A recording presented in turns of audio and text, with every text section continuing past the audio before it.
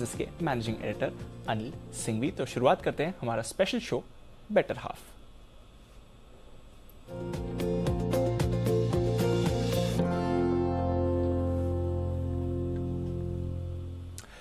बहुत बहुत शुक्रिया अनिल जी हमारे साथ जुड़ने के लिए और ढेरों बातों पर आपकी चर्चा करनी है। आने वाले 6 महीनों के लिए भी आपका आउटलुक लेना है, पर उससे पहले एक छोटा सा रिकैप रिवाइंड कर लेते हैं। ये जो पिछले 6 महीने बीते हैं काफी वॉलेटाइल रहे, काफी उतार चढ़ाव रहा, नई चीजें सीखी हैं, आपके हिसाब से कैसे रही है? देखिए पिछले 6 महीनों में ज्यादातर चीजें उम्मीद के मुताबिक थी। एक सबसे बड़ी चीज उम्मीद से हटकर हुई वो थी रशिया और यूक्रेन के बीच में युद्ध।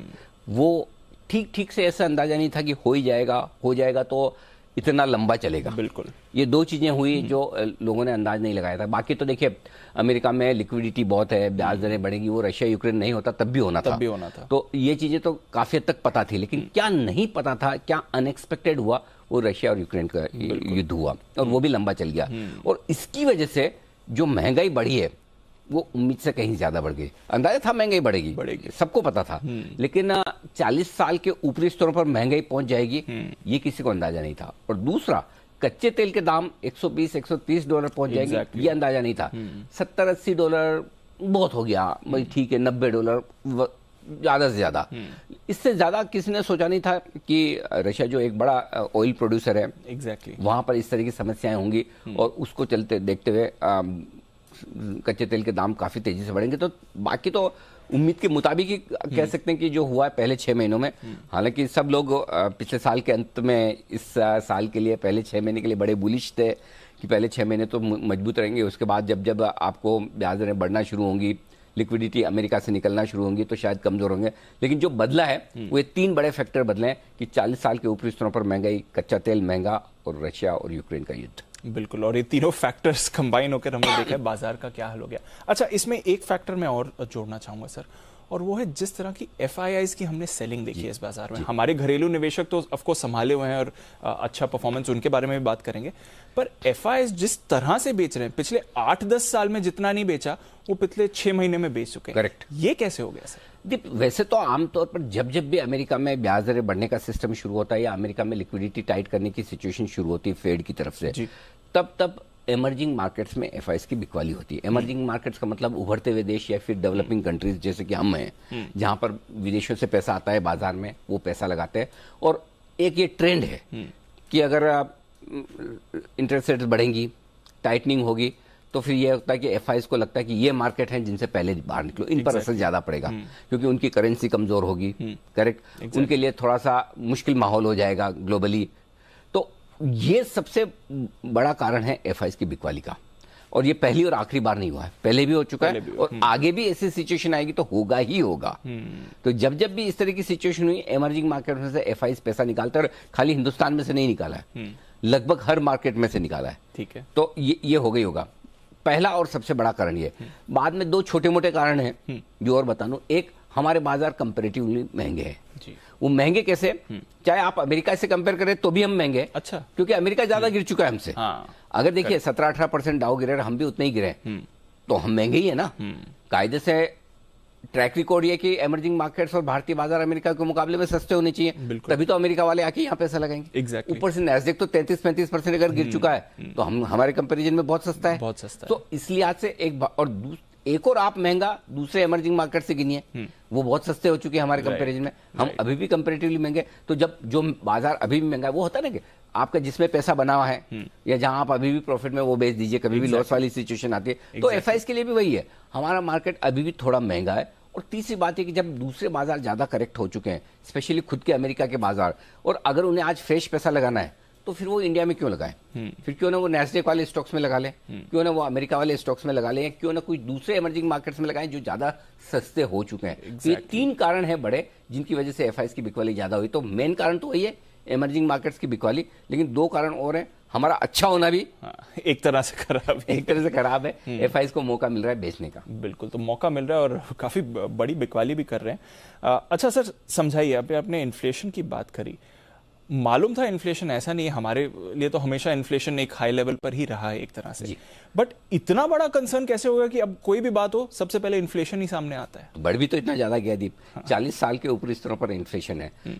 देखो, फेड ने एक्सेप्ट ही किया जी जेनेट येलन ने एक्सेप्ट किया कि हमने सोचा ही नहीं था ऐसा आएगा। सो एक्चुअली सही देखा जाए तो महंगाई पहले हम बढ़ने दे रहे थे कि पैसा डालो सिस्टम में, लिक्विडिटी रखो, ब्याज दरें नीचे रखो, डिमांड आएगी, हम इसी से बचेंगे। राइट। और अमेरिका की इकोनॉमी और दुनिया भर की इकोनॉमी बची भी उसी से।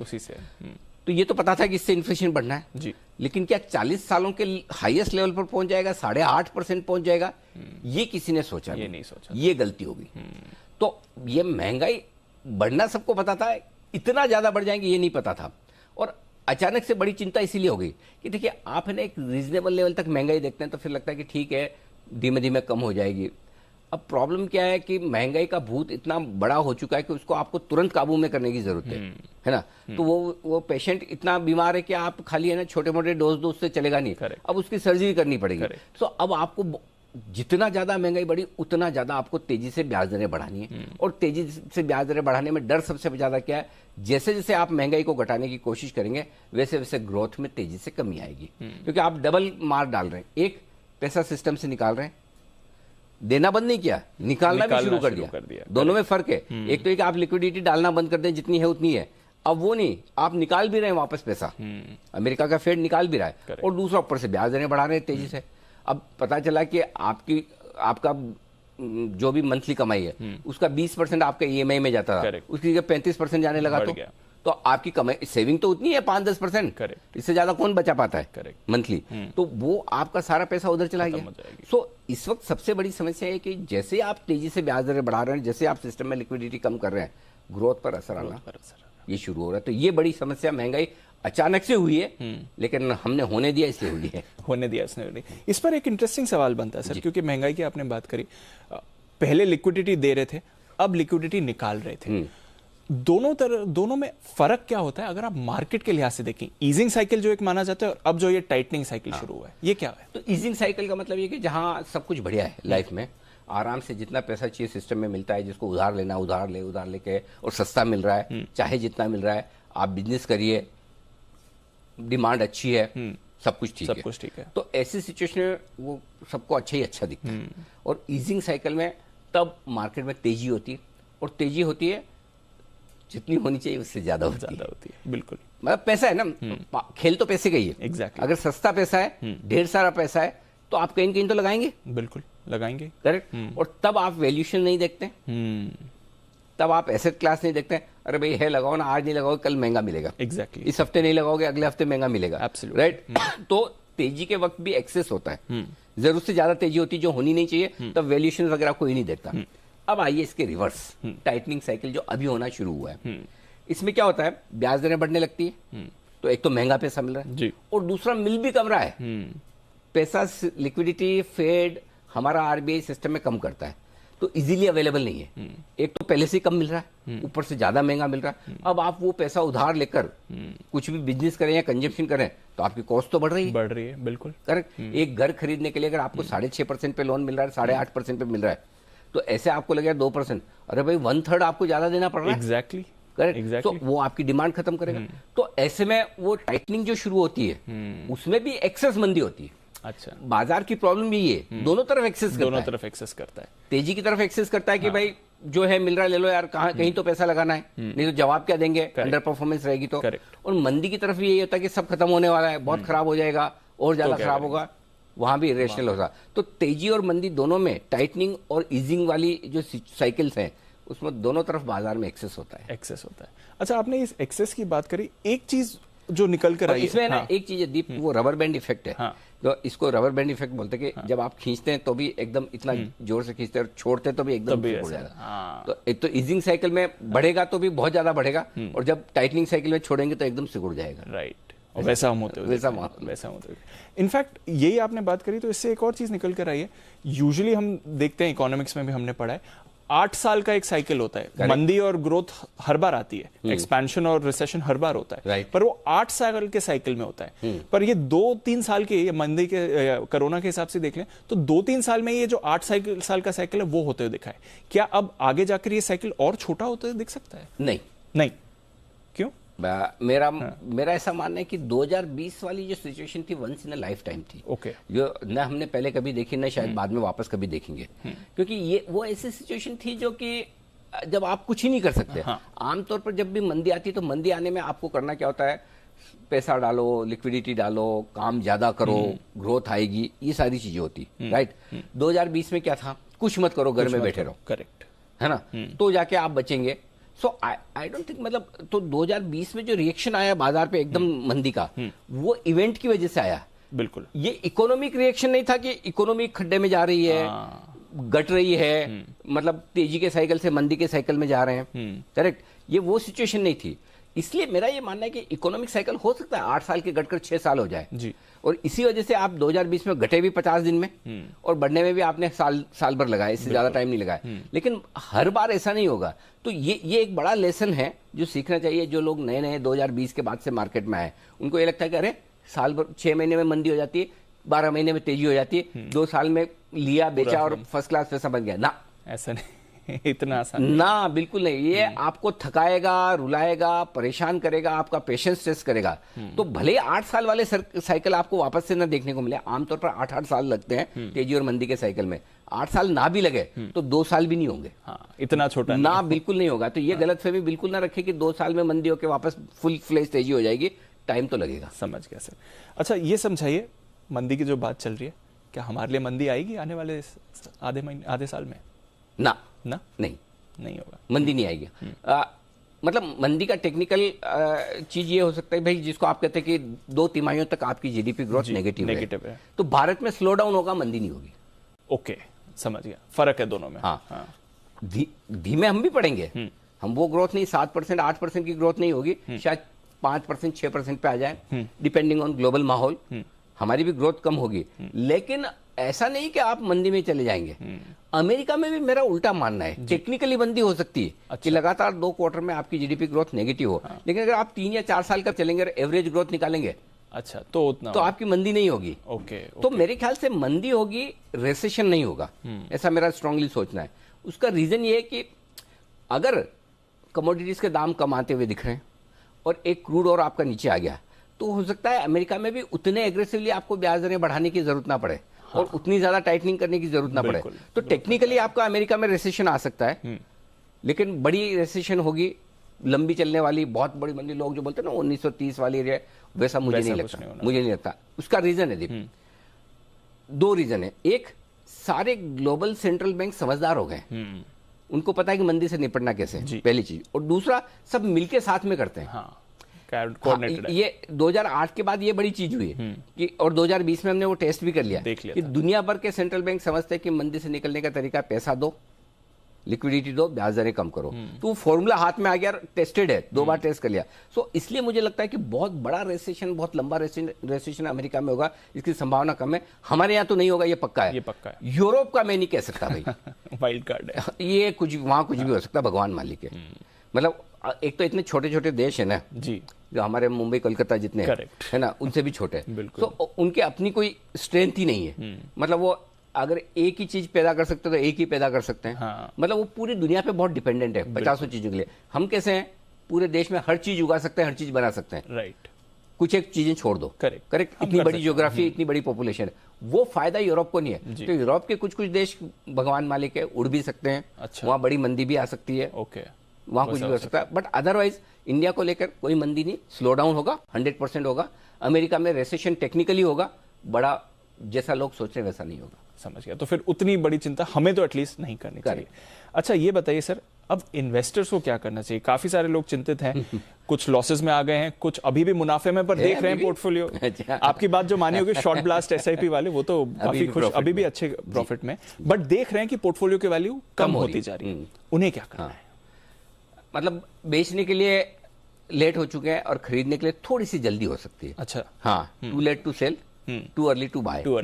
Hold is best strategy. Okay, जो है बने रखिए। मतलब टाइमिंग, अगर टाइमिंग करने की थी कि समझो कोई बहुत सारे लोग सोचते कि अभी बेच के ले लूं, तो ये विचार तो पहले आना था जब 18,000 था। बिल्कुल। अब इस समय ये विचार आना ठीक नहीं। अब ठीक नहीं। हाँ, ये विचार आने के लिए आप लेट हो चुके हैं। ओके। खरीदने के लिए उसकी मैं स्ट्रेटजी आगे बताऊंगा भी, लेकिन अदरवाइज मेरे ख्याल से अगर ये लोग सोचते हैं अभी बेच के वापस नीचे लूं, होने में हो सकता है, कर भी सकता है, लेकिन वो बहुत मुश्किल काम है। इसलिए बेहतर है कि अगर आप लॉन्ग टर्म इन्वेस्टर हैं, आपने अब 18,000 17,500 पे बुक नहीं किया, तो अब शांति से बैठिए, कोई अब होल्ड करिए। अब होल्ड करें। ओके, ठीक है। अच्छा, वैसे तो होल्ड करने की आप सलाह दे रहे हैं, मंदी और स्लो डाउन का भी फर्क बता है, बट हमारी कंडीशन आपको कैसी दिख रही है? बाकी देशों या बाकी इकोनॉमी से देखें तो भारत के बाजार, भारतीय इकोनॉमी कैसी है?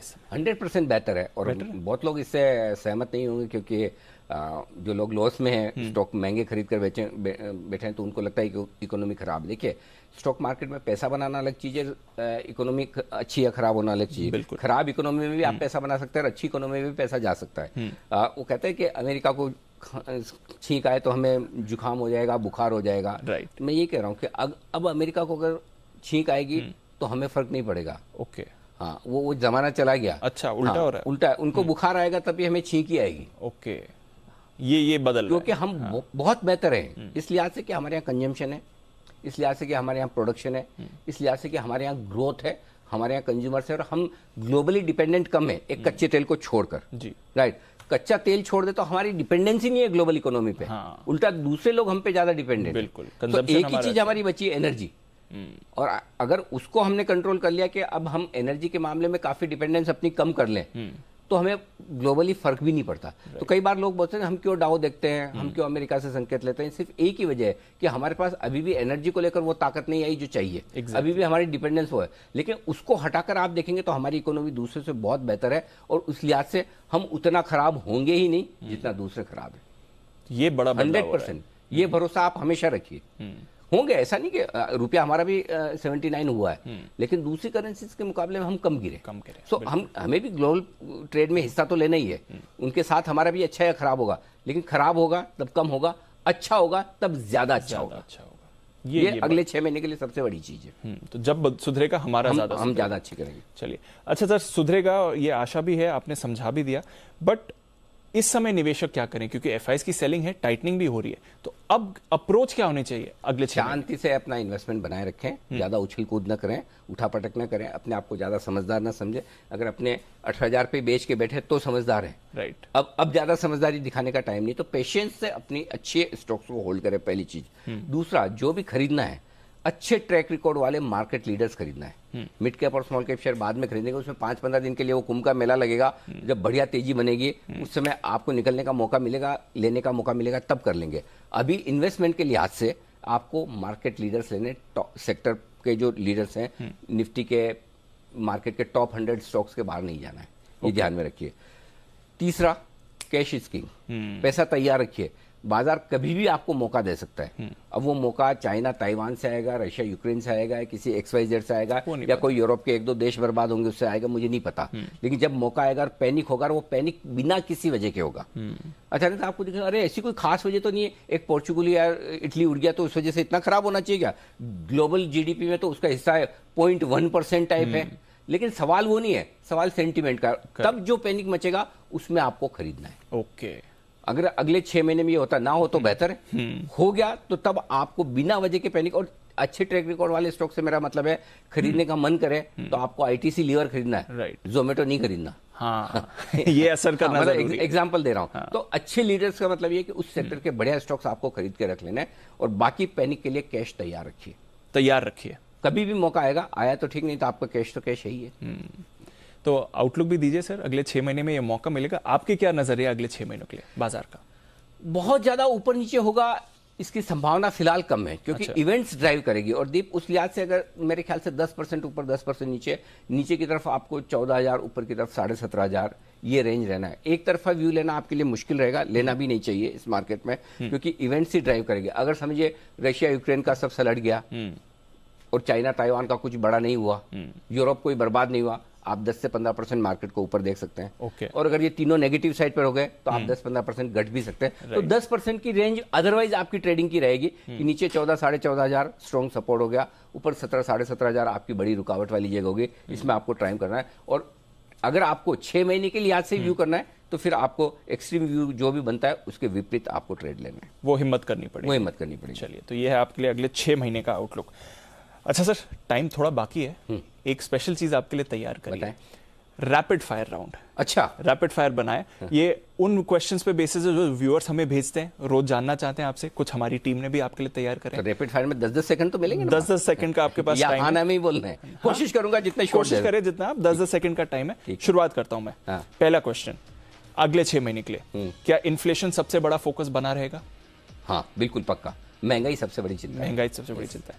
क्या महंगाई सेकेंड हाफ में नीचे आएगी या कम होगी? एटलीस्ट कम होगी, लेकिन ज्यादा कम नहीं होगी, थोड़ी। हाँ, उसका रीजन है जी कि पिछले साल हमारी जुलाई से लेकर दिसंबर तक की महंगाई दर कम थी, तो वो बेस इफेक्ट जो है ना, उस बेस इफेक्ट की वजह से इस 6 महीने में वैसे कम भी होगी, लेकिन आपको ज्यादा कम नहीं दिखेगी, लेकिन हाँ कम होना शुरू हो जाएगी, ये पक्का है। अच्छा। तो जो महंगाई का वर्स्ट टाइम था वो हम देख चुके हैं, अगले 6 महीनों में कम होगी, लेकिन बेस इफेक्ट की वजह से दिसंबर तक थोड़ा आपको आंकड़ा बड़ा दिखेगा। परेशानी फिर भी बनी रहेगी थोड़ी, ठीक है। कमोडिटी के दामों का क्या होगा? थोड़े कूल ऑफ हो गए, क्या और कूल ऑफ होंगे? 100%। पहली चीज तो ये कि कच्चे तेल को छोड़ दीजिए, जो मुझे नहीं पता अच्छा वो पीक हुआ है या नहीं हुआ, लेकिन बाकी सारे कमोडिटीज के दाम पीक हो चुके हैं। मेटल्स, खाने पीने की चीजों की जो दूसरी कमोडिटीज है, वो अनलेस कि पूरी दुनिया में तीसरा महायुद्ध हो जाए, बहुत कुछ खराब हो जाए, तब तो अलग बात है। वो खाली जियोपॉलिटिकल टेंशन की रशिया यूक्रेन और लड़ ले या चाइना ताइवान लड़ ले, तब तो कमोडिटीज के दाम फिर भी ऊपर आ सकते हैं, उसमें भी खाने पीने की चीजों के ज्यादा नहीं आएंगे। मेरा ये मानना है कि अदरवाइज कमोडिटीज अपना पीक देख चुकी है।